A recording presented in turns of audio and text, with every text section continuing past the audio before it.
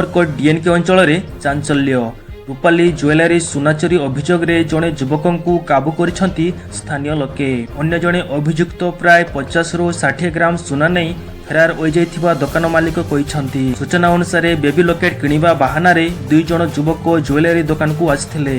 जड़े लॉकेट देखुथिबा समय रे अन्य जड़े लॉकेट थिबा बॉक्स धरी हठात दौड़ी पळैथिले। घटना जना पड़िबा परे दुकान मालिक और स्थानीय लोके अन्य जण को अटक रखी पुलिस को खबर देथिले। खबर पाई उमरकोट पुलिस घटनास्थल रे पहुंची अटक थिबा व्यक्ति को थाना को नेइछि। धरा पड़िथिबा व्यक्ति छत्तीसगढ़ रायपुर नर्मदा अंचल बोली प्राथमिक सूचना मिली। एपटे घटनार संपूर्ण दृश्य जानिबा पई पुलिस सीसीटीवी फुटेज जांच करुछि। फेरार अभियुक्त केउठी गला एवं ताकू किपरि धरा जिवो से नै पुलिस तदंत जारी रखिछि। एही घटना रे आउ केही संपृक्त अछन्ते कि नाही ताहा मध्य खोलताड़ करुछि पुलिस।